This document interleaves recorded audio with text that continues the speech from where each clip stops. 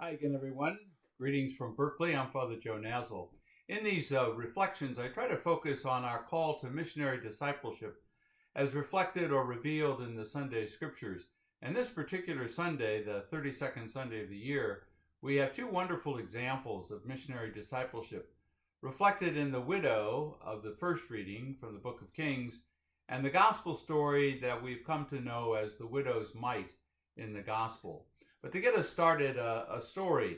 A few years ago, I was attending Mass at the Newman Chapel in the University of California in Berkeley, and I sat behind a woman who had a bulging purse that carried a name tag that read May. She had a shopping cart sitting in the aisle. She sat through most of the Mass except to stand for the Gospel and to go to communion. During the readings in Responsorial Psalm, she read the San Francisco Chronicle, and during the Gospel, she was transfixed by the sports page. During the homily, she fashioned a dollar bill into an airplane and began flying it around the pew, starting its takeoff in the arm of the pew and then coming in for a landing in the seat beside her. And then when the collection basket came around, she made a perfect landing into the basket. Observing May, I thought she was delusional, but during the prayers of the faithful, when people were invited to voice their petitions, she prayed in a loud voice for the university president that he may offer a buffet banquet to the protesters. We pray to the Lord. Her prayer of the faithful indicated she knew what was going on campus because at the time there was a mobilization of professors and students and support staff who were calling for a day to shut down the university to protest the 30% increase in tuition and the layoffs of the university personnel that had taken place. In a way, May was praying for reconciliation. On one level, landing that dollar bill into the collection basket was like the widow in the gospel story that we've come to know as the widow's mite. May was certainly looked needy and could at least afford to contribute to the collection.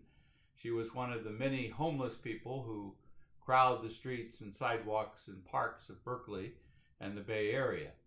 That mite was the smallest of the Roman coins, about the size of a dime, though like our penny, the mite was the least valuable currency in the time of Jesus. So I guess you could say Jesus was praising the widow in the gospel for giving her 2 cents worth to the treasury. But Jesus indicates that those 2 mites were mighty indeed. Perhaps they symbolize her body and her soul, the totality of her very self. She gave all that she had, all that she possessed, she gave to God. Now, on first glance, we interpret this gospel passage often as Jesus extolling the generosity of the widow.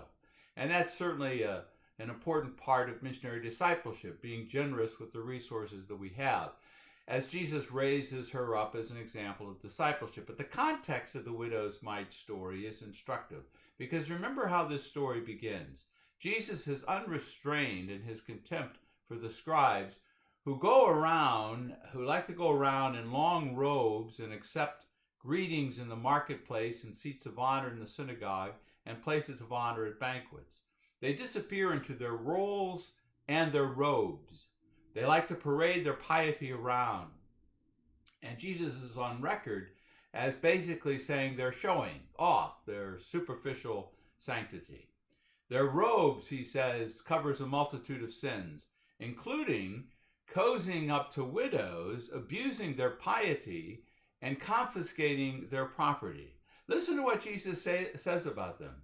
They devour the houses of widows and as a pretext recite lengthy prayers. So even as the scribes pray these long-winded prayers, they pray, P-R-E-Y, on the most vulnerable members of society, the widows, tapping their piety to support the upkeep of the temple. So rather than seeing the widow's mite as an example of generosity, Jesus sees it as an abuse of power on the part of the religious leadership who are exploiting the poor and extorting the poor widow of her life savings. The Gospel's mark is quite clear. The religious leaders will receive a very severe condemnation for this exploitation of the poor. This story is often seen, as a simple story of generosity, but it's really a strong indictment against the economic imbalance where the rich can give without paying from their surplus, while the poor give all they have to keep up the temple. And the caretakers of the temple, the scribes and the Pharisees, are soundly and roundly condemned for their long-winded prayers as they pray upon the piety of the poor. In the context of the widow's mite, I can see Jesus sitting in the back of church today as the collection is taking up, sighing, maybe even seething, and walking out of the church as he did in the temple, after watching the widow give her last couple of coins. Remember what the great Jesuit preacher Walter Burkhardt once commented on this passage. He says, Jesus condemns the value systems that motivates her action. When he sees a poverty-stricken woman persuaded by the hierarchy of her religion to contribute to the treasury her last penny, in a word, Jesus is condemning the structure of social sin, of social injustice. So you see, the story of the widow's mite is not asking us to dig deep into our pockets or to check the sofa or the car seat for loose change. It's challenging us to dig deep into our hearts and give God our truest gospel self. And that includes challenging the structures of sin that exist in society and the ecclesial structures that sentence the poor to death on the streets. We are to give our 2 cents worth more in any discussion or dialogue where gospel values are being compromised, where church policies or procedures keep people from reaching their full potential as children of God, and where society's values extol generosity to the poor but continue to fail to address the root causes of poverty, which is happening again and again today in our political system.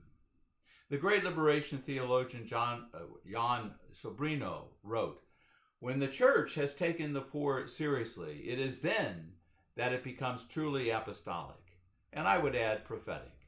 You know, as I walk the streets of Berkeley in the Bay Area where homelessness is rampant, the words of Walter Burkhardt are made flesh. The poor are not just recipients of our ministry. They are our teachers, our educators, if we have eyes to see, if we have ears to hear. That Sunday, May was my teacher. What she taught me is that when we have eyes to see and ears to hear, we must raise our voices in protest and prophetic action to offer our 2 cents worth and more. I hope you have a wonderful, blessed week. Take good care, and blessings to you and your family.